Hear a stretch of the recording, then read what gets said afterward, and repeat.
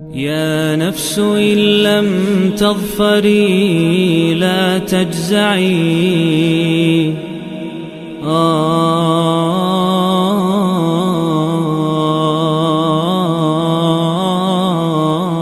باللہ من الشیطان الرجیم بسم اللہ الرحمن الرحیم۔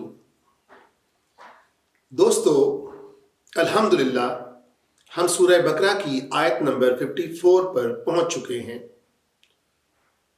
اور انشاءاللہ تعالی اللہ تعالیٰ اس میں برکت ڈالے تو ہم سورہ بقرہ کو ختم کرنے کی سعادت بھی حاصل کر لیں گے۔ لیکن ہر پروگرام سے پہلے میں آپ سے ایک ریکویسٹ کرتا ہوں کہ آپ کو قرآن کو پڑھنا ہے اور اس کو سمجھنا ہے اور اس کے اوپر عمل کرنا ہے۔ آج زندگی بہت تیز، بہت مشکل ہوتی جا رہی ہے اور لوگ قرآن سے دور ہوتے چلے جا رہے ہیں، جو کہ انتہائی خطرناک ہے۔ قرآن ہی ہمارا سہارا ہے اور یہ برکتوں کا واحد ذریعہ ہے۔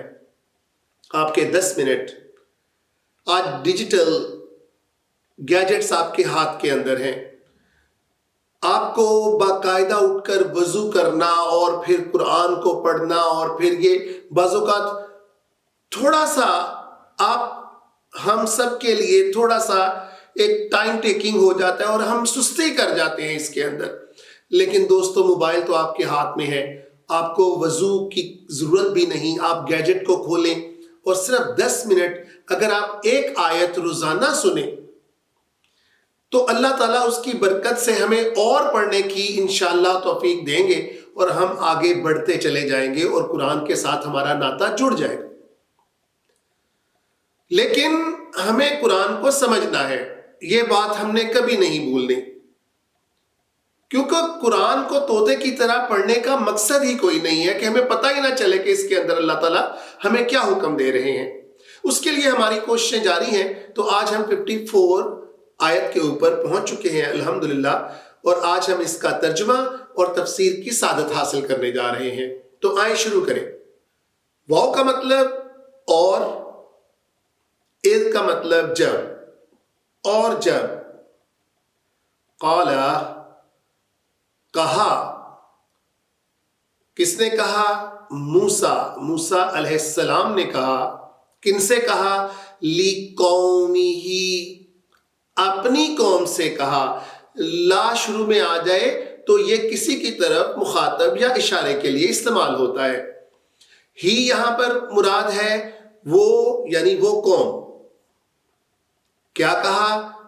یا قومی، اے میری قوم۔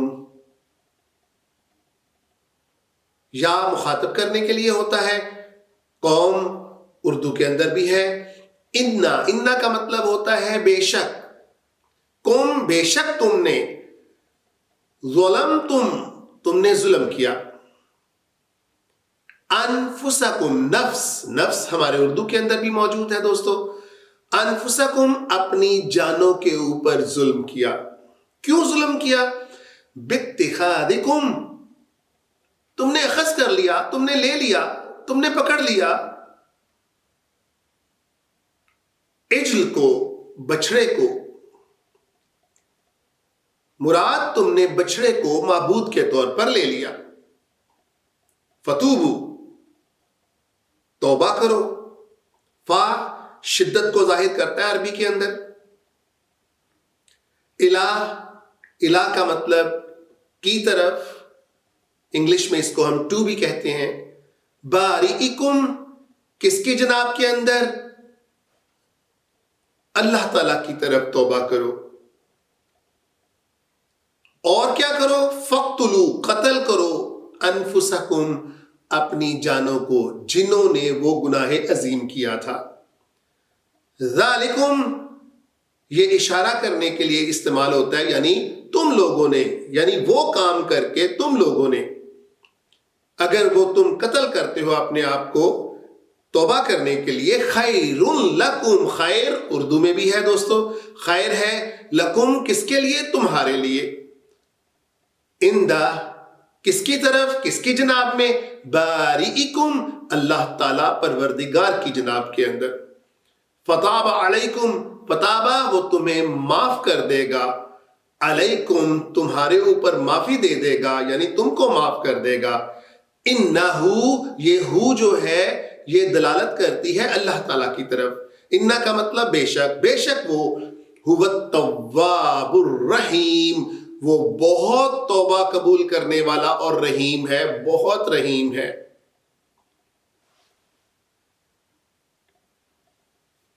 دوستو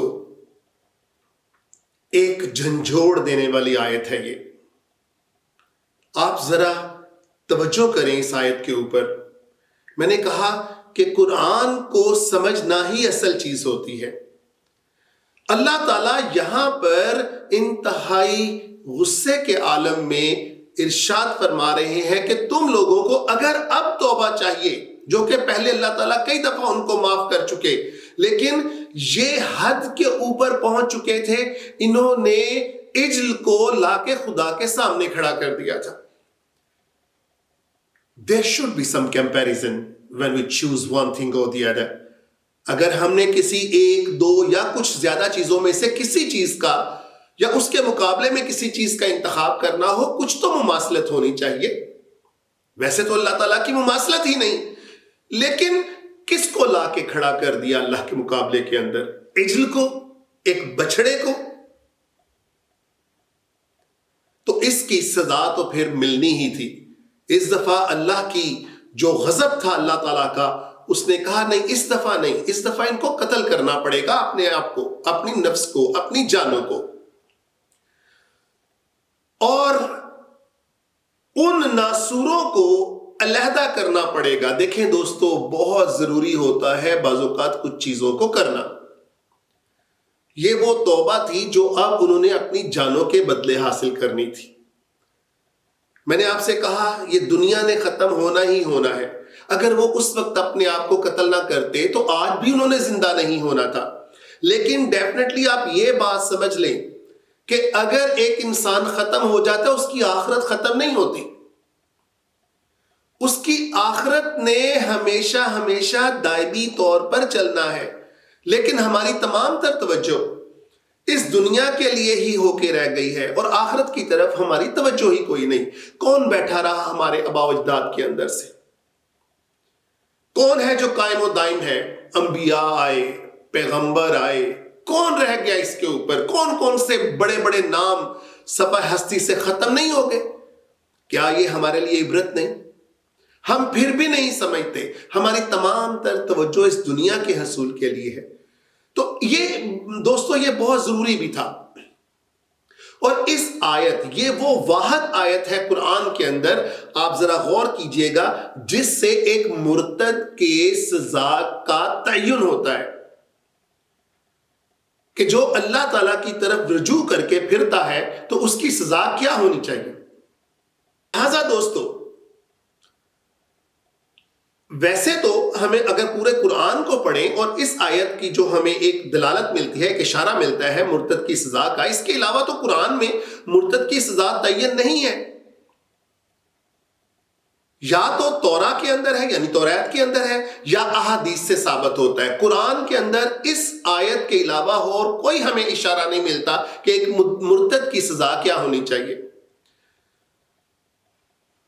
تو یہ بہت ضروری بھی تھا۔ کیوں ضروری تھا دوستو؟ کہ بعض اوقات جب تحریکیں چل رہی ہوتی ہیں، یہ بہت بڑی ایک حضرت موسیٰ علیہ السلام قبیلوں کو لے کر نکلے ہوئے تھے، اور بعض اوقات ہم اپنے ارد گرد بھی دیکھیں، جب بہت بڑی تحریکیں چل رہی ہوتی تو اس کے اندر جان بوجھ کر کچھ لوگ ایسے شامل ہو جاتے ہیں جو اس تحریک کو خراب کرتے ہیں، جو بالکل پیک کے اوپر جب وہ تحریک آتی ہے تو اس سے پیچھے ہٹ جاتے ہیں اور بددلی پیدا کرتے ہیں۔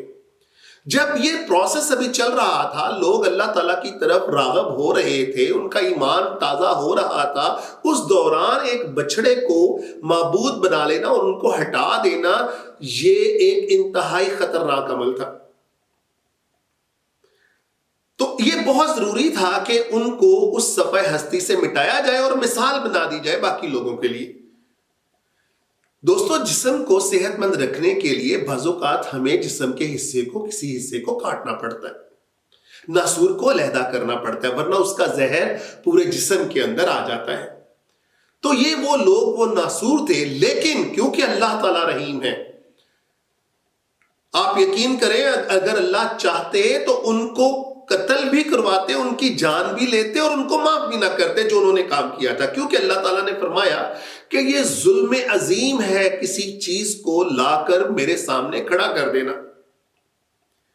اور اس کی ہمارے آج کے دور کے اندر دوستو بے شمار، ہم سمجھتے ہیں صرف ہم نے شرک اللہ کے مقابلے میں کسی کو کھڑا کر دیا تو یہی شرک ہے، یعنی ہم نے کہا کہ وہ اللہ ہے، ہم اس کی پرستش کریں گے تو یہ شرک ہو جائے گا، اللہ کے مقابلے میں کسی اور کو معبود بنا لیں۔ نہیں دوستو، اس کی اتنی باریک شکلیں ہیں کہ ہم لوگ اندازہ بھی نہیں لگا سکتے۔ اللہ تعالیٰ ہمیں اس ظلم سے باز رکھے۔ مثال کے طور پر آپ گھر کے اندر کوئی مووی دیکھ رہے ہیں اور ادھر سے اذان ہو گئی، اب آپ نے اس مووی کو ترجیح دے دی اللہ کی یاد کے اوپر، آپ کاروبار کے اندر بیٹھے ہوئے ہیں، ادھر سے اذان ہو گئی، ادھر سے اللہ نے پکار لیا آپ کو کہ آ جائیں۔ سستی کی بات اور ہے، لیکن جانتے بوجھتے جب ہم اللہ کو سیکنڈ پوزیشن دیتے ہیں، یہ اللہ کو کسی طور پر بھی منظور نہیں۔ اللہ کسی صورت میں بھی سیکنڈ پوزیشن لینے کے لیے تیار نہیں ہے۔ اور ہم اپنی روزمرہ کی زندگیوں کے اندر آپ دیکھیں کیا ہم اللہ تعالیٰ کو سیکنڈ پتہ نہیں کون کون سی پوزیشن دے رہے ہیں۔ ہمارے کاروبار، ہمارے رشتہ داریاں، برادریاں، ہمارے جو ہے عقیدے کون کون سے آگے کیوں نکلے ہوئے ہیں، اور اللہ کی پوزیشن ہم نے کہاں پر رکھی ہوئی ہے۔ اور پھر ہم توقع کرتے ہیں کہ برکتیں ہماری زندگیوں کے اندر شامل ہو جائیں۔ کیسے شامل ہو جائیں؟ ہم تو وہ گناہ انجانے کے اندر وہ گناہ کر رہے ہیں جس کا خمیازہ بنی اسرائیل کی قوم نے زندگیاں دے کر بھگتا، اور ہم آرام سے کہہ دیتے ہیں جی اللہ تعالیٰ معاف کرنے والے۔ ہمیں تو پتہ بھی نہیں چلتا ہم شرک کر جاتے ہیں اور ہم اس کی استغفار بھی نہیں کر پاتے۔